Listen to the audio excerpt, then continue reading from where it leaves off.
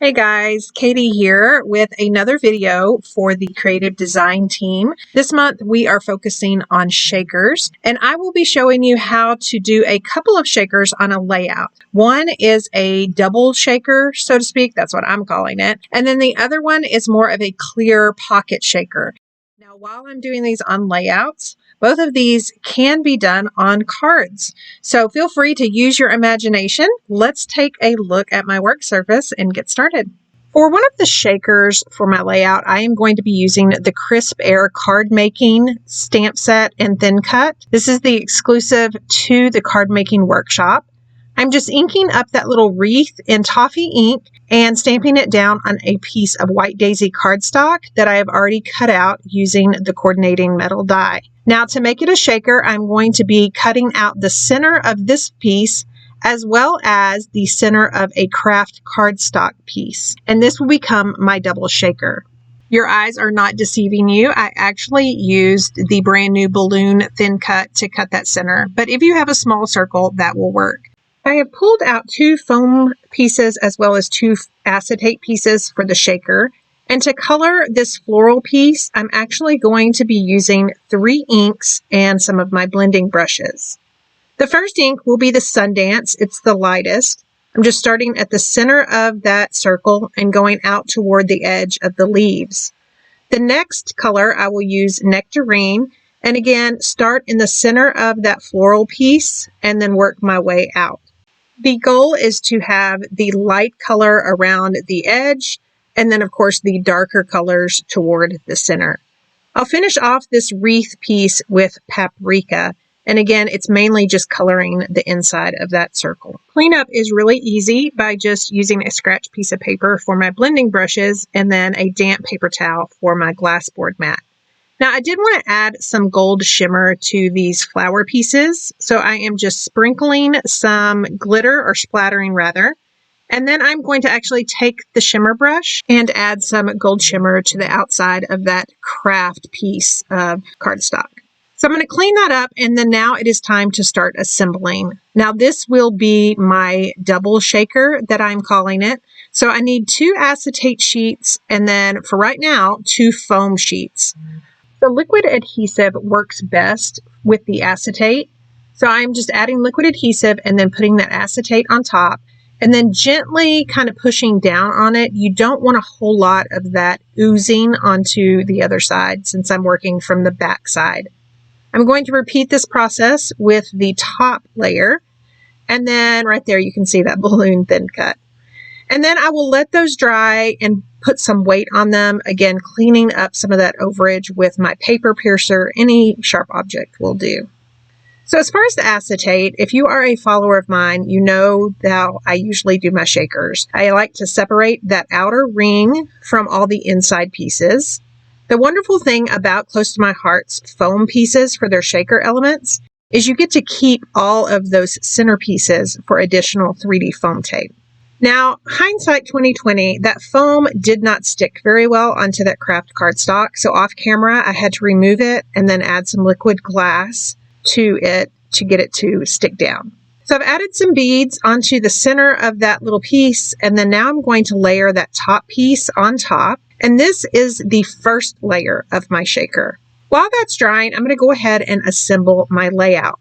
All my pieces will be ink distressed on the edges, either by direct to paper method, or you can see here by using one of our mini blending tools. I'm going to do the majority of this off camera, and I just wanted to show you this plaid paper that's from the Four Seasons Autumn. I am going to trim just a little bit off of it. I don't know about you, but anytime I use plaid patterns, I think that the color needs to be the same all the way around. You'll see what I mean here in just a second. So I'm going to assemble this layout pretty quick-like because keep in mind that I still have the second layer of my shaker element piece as well as the clear shaker pocket I need to get to. So I'm just going to lay these down. I am using my brand new magnetic T-square ruler to do that and make sure everything is straight. And then I am going to start with the background element stamp set just to kind of add some splatter. This is a wonderful way if you aren't familiar with splatter or you haven't used it a whole lot, but you like the look of it. This background element stamp set is perfect for that. To finish off these pattern pieces, I am just going to dovetail this cute little strip to hide where I cut the plaid paper apart. So as far as the second element to the shaker, here is where this comes in. Now I've pulled out a third piece of that foam and acetate so I can have that circle, and it's going to go up in the top right. I am going to use that assembled first layer to know exactly where I want to put that ring. I'm going to get that glued down, and then I'm going to pull out some different sequins. Now these sequins are from last year's catalog. Sadly, they sold out in a hurry, and I can see why. I am going to glue down one sequin just so it'll stay in place. And then because these have little beads that make it a little thicker, I'm going to add a second ring on top of it. And that way it'll just give it a little bit more dimension and allow those to move a little bit more. I'm going to peel the backing off of that and then make sure that balloon string is to the right so I can cover that up with some stickers here in just a second. So here's a look at that. Now a double shaker, actually you can see the two layers. You can see those micro beads as well as those larger sequins in the background. As far as the other sequins, I am going to add those periodically. Again, the majority of the embellishing of this layout is going to be done off camera, but you can see the still shots here in just a second. This sticker is what hides that little balloon piece, so you'll never even know that it was a balloon. I did take this Grateful thin cut and I cut out of some gold cardstock. Now I will repeat that here in just a second, again using the card making thin cut. This lovely frame comes from that exclusive card making stamp set that I've been using. And I'm just going to tuck it in behind some of those little sticker embellishments that I've used from the Crisp Air sticker sheet. Again, I'll do most of my decorating off camera, but you can see here where I'm just adding a little bit more of the Crisp Air enamel dots. If you don't have these, I am telling you, I think they're going to sell out, as well as the Crisp Air paper. It's just so pretty, and people have just been using it and being inspired. So now on to my second shaker, which is using our brand new 4x4 memory protector to make a clear shaker pocket. So I'm just going to open up the center pocket and add some tear tape. Now you do need a very strong adhesive. If you don't have any tear tape, you definitely can use some of the red line adhesive, and you need to make sure that the tape goes from edge to edge. I did miss a spot up at the top, so I'm just going to cut a tiny piece of that and add it to the top and make sure that it's really adhered down to that memory protector by using my bone folder. You could also use your finger or your fingernail. Now I'm going to use the sequins that I used for my double shaker. I'm just going to use a tiny spoon to insert some of those in there.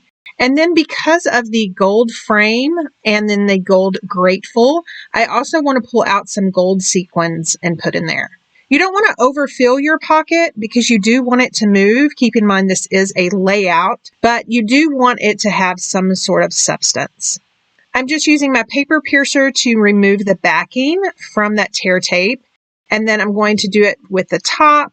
And then once I'm sure that all the backing is off, I can press down that pocket and use my bone folder to make sure it's got a really good seal. And then just kind of move those sequins around, get them good and mixed up. Now, as far as hiding the adhesive, I use stickers from the Crisp Air and the Four Seasons Autumn. And then I also added a flip flap up at the top.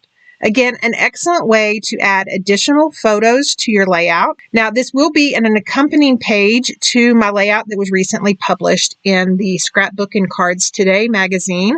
I will leave that link down below so you can go check it out. I'll also leave links down below to all of the products that I used. And remember, if you are not in a position to order from any of the links down below, let's say you are already a VIP of another Close to My Heart maker, or you are a Close to My Heart maker and ordering from my website just doesn't make sense, you can now leave me super thanks, which I have received a few this week, and I just love getting those notifications.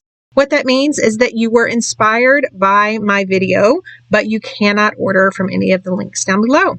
Now on to the fun stuff. The creative design team has reopened the 31 Days of Christmas cards. This is the 2022 edition, and right now we have early bird pricing. So you can register for this class for $31.95 using the code CDT Early Bird, you will have access to 31 video tutorials, over 60 holiday cards, as well as learn techniques that you can either use with the products that we use or products that you have on hand. So click the link down below to register before that early bird pricing expires.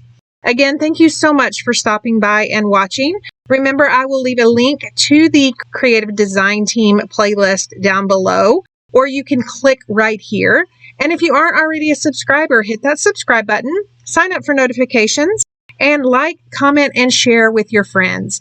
It helps YouTube show you more videos of the same, and it helps my channel out in the process. Thanks for watching, and have a wonderful weekend.